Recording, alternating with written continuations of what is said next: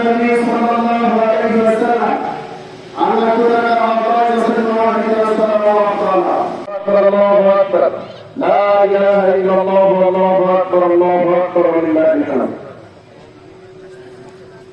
وألف بين قلوب أهل الإيمان فاصطحوا بنعمته إخوانا فلا نعبد ولا نستعين إلا إياه.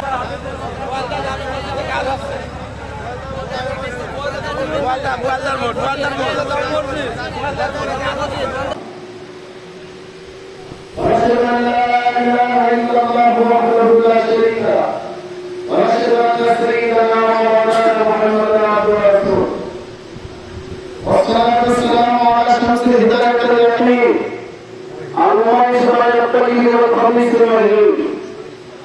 الله أكبر الله أكبر لا إله إلا الله والله أكبر لله الحمد.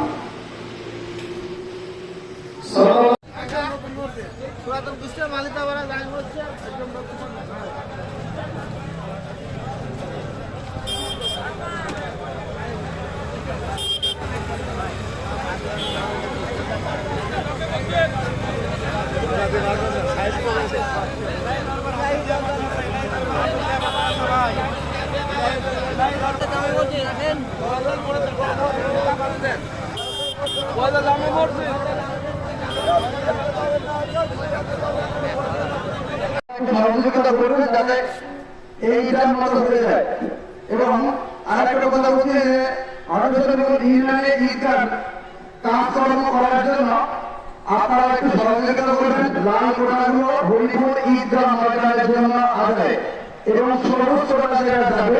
রব্বুল আলামিন আল্লাহ হাতে শুরু করে ঈদগাহ পরিপূর্ণ করা তোমার বান্দাদের নিয়ে আল্লাহ ঈদের ভিতরে দুই রাকাত ওয়াজিব নামাজ পড়লাম। ওরা শ্রেণী তোমার শহীদের ঘরে সম্মিলিত ভাবে বিক্ষুব্ধের মতো তারা হাত তুললাম। রব্বুল আলামিন মেহেরবানি করে আমাদের জীবনের সকল গুনাহগুলিকে মাফ করে দাও। কত গুনাহ করছি আল্লাহ মাওলা জীবনে মাফ করিয়া দাও রে মাওলা গোপনে। তুমি জানি মাফ না করো তোমার বান্দারে তোমার বান্দা যাবেও গো। ঈদের নামাজ 8টায় অনুষ্ঠিত হবে। আর মাত্র 5 মিনিট আছে। যে যেখানে আসি তাড়াতাড়ি চলে আসি। যারা রাস্তার মধ্যে আছি একটু দ্রুত চলে আসি ইনশাআল্লাহ। যারা রাস্তার মধ্যে আছি ওই ব্যক্তির না ধুলায় দূষিত হোক, ওই ব্যক্তি ধ্বংস হোক।